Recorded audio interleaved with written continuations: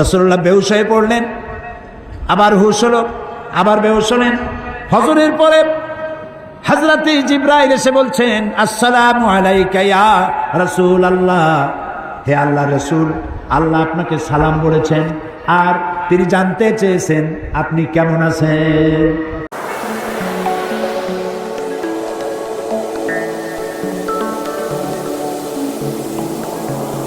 নবী করিম সাল্লাল্লাহু আলাইহি ওয়াসাল্লাম তার জীবনের সর্বশেষ যে কাজটা কথাটা বলেছিলেন সেটা ছিল কি? নামাজ। ইন্তেকালের 5 দিন আগে প্রচন্ড জ্বর হলো, মাথায় যন্ত্রণা হলো, বারবার বেহুশ হয়ে পড়েন। যে রাত্রে ইন্তেকাল করবেন সেই রাত্রে সাহাবায়ে কেরাম কেউ ঘরে ফেরে নাই, সবাই কাঁদতেছে। সকলের ধারণা নবীজি খুব তাড়াতাড়ি বিদায় হয়ে যাবেন। ঘরের মধ্যে স্ত্রীরা কাঁদেন, জামাই কাঁদেন, নাতি নাতনি কাঁদেন। সব থেকে বেশি কাঁদছেন হযরতে মা ফাতিমা রাদিয়াল্লাহু তাআলা আনহা।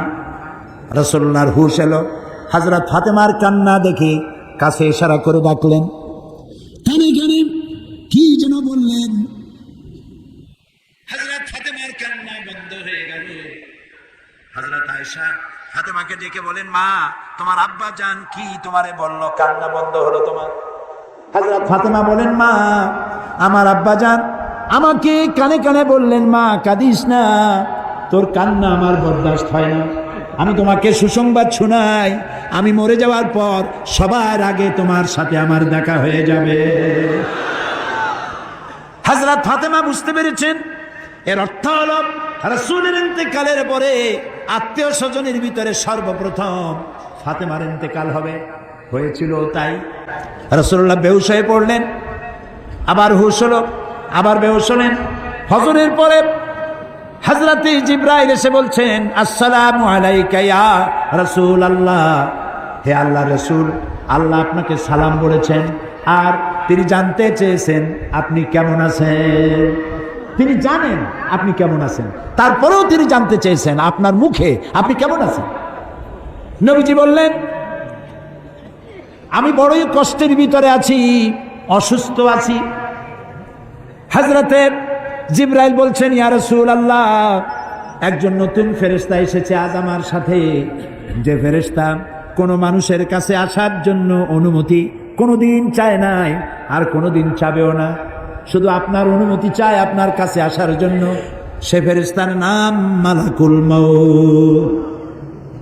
হযরতে মালাকুল মউত রাসূলের অনুমতি নিয়ে রাসূলের জাসাদ মোবারকের কাছে এসে সালাম পেশ করলেন, বললেন, ইয়া রাসূলুল্লাহ, আদম আলাইহিস সালাম থেকে নিয়ে শুরু করে এই পর্যন্ত আমি যত মানুষের জান কবজ করেছি আর কিয়ামত পর্যন্ত যত মানুষের জান কবজ করব, কারো কাছে অনুমতি চাই নাই, অনুমতি চাওয়াও আমার লাগবে না। কিন্তু আজকে আসার সময় আল্লাহ রাব্বুল আলামিন আমাকে বলেছেন আমি যেন আপনার অনুমতি চাই। রাসূলুল্লাহ বললেন, মালাকুল মউত, আমি যদি তোমাকে অনুমতি না দেই? হযরতে মালাকুল মউত বলেন, ইয়া রাসূলুল্লাহ, আল্লাহ তাআলা বলেছেন অনুমতি যদি না পাও ফিরে এসো। আল্লাহু আকবার, আল্লাহু আকবার। হযরতে জিবরাইল বলেন, ইয়া রাসূলুল্লাহ, আল্লাহ রাব্বুল আলামিন আপনার সঙ্গে দিদারের ইন্তজার করতেছেন। নবী বললেন, মালাকুল মউত, তুমি তোমার কাজ শুরু করতে পারো। মালাকুল মউত যখন জান কবজ করতে যাবে, রাসূলুল্লাহ বললেন, আয়েশা একটু কাছে আসো। ওই যে সোনা ছিল কয়েক টুকরা, সোনাগুলোর খবর কি? 6 টুকরা, ছোট্ট ছোট্ট 6টা টুকরা সোনা ছিল, সোনাগুলো কই? হযরত আয়েশা বলেন, আমি তার যত্ন করে রেখেছি। নবীজি বলছেন, এক্ষুনি স্বর্ণ টুকরাগুলি সদকা করে দাও। আমি মুহাম্মদ সাল্লাল্লাহু আলাইহি সাল্লাম আল্লাহর দরবারে এই অবস্থায় উপনীত হতে চাই না যে মুহাম্মদের ঘরের ভিতরে সোনা আছে। হযরত ওমর রাদিয়াল্লাহু তাআলা আনহু রাসূলের সঙ্গে দেখা করতে গেছিলেন একদিন, ঘরে মা আয়েশা ছিলেন না। হযরত ওমর সালাম দিয়ে ঘরের মধ্যে ঢুকে দাঁড়ায় দাঁড়ায় কাঁদতেছেন, বাচ্চা শিশুর মতো ডুকরে ডুকরে কাঁদছে। রাসূলুল্লাহ জিজ্ঞেস করছেন, ওমর কাঁদো কেন? হযরত ওমর বলছেন, আমি বিশ্বনবীর ঘর দেখতেছি, ছোট্ট একটা ঘর, এক কোনায় একটা সরাহি পানি রাখার পাত্র কাইতে হয়ে পড়ে আছে, একটা গ্লাস কাইতে হয়ে পড়ে আছে, আর এক কোনায় 1 কেজি কি আধা কেজি জল পড়ে আছে, আর রাসূল শুয়ে আছেন দড়ি দিয়া বুনানো একটা খাটিয়ার উপরে, চাদর নাই, বালিশ নাই, হাত মোবারক মাথার তলে দিয়ে শুয়ে আছে, পিঠ মোবারকে দড়ির দাগ কেটে আছে। হযরত ওমর বলছেন, ইয়া রাসূলুল্লাহ, আমি তো বরদাস্ত করতে পারছি না, বিশ্বনবী তার পিঠে দড়ির দাগ,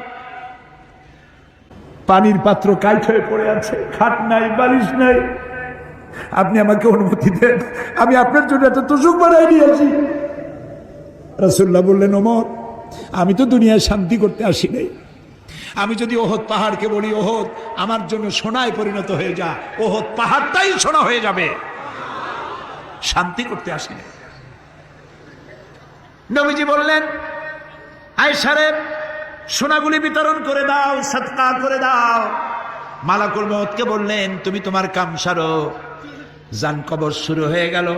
নবীজি জীবনের শেষ কথা মুখ থেকে উচ্চারিত হলো, আসসালাত আসসালাত ওয়া মা মালাকাত আইমানুকুম, ও আমার উম্মতেরা, নামাজ নামাজ। ইন্তেকালের সময় আমার মেয়ের কথা বললেন না, নাতির কথা বললেন না, জামাইয়ের কথা বললেন না, উম্মতকে স্মরণ করালেন, ও আমার উম্মতেরা, নামাজ ছেড়ে দিও না, আর তোমার অধীনস্থ ব্যক্তিদেরকে জ্বালা যন্ত্রণা দিও না, চাকর বাকরের জ্বালা যন্ত্রণা দিও না, গরিব মানুষের দিকে লক্ষ্য রেখো, আর আমি চিরজনমের মধ্যে জ্বালা যন্ত্রণাদের থেকে বিদায় নিয়ে গেলাম, নামাজ ছেড়ে দিও না। কিয়ামতের দিন ওই রাসূল যদি আমাদেরকে উম্মত বলে পরিচয় না দেন, জান্নাতে যাওয়ার উপায় নাই।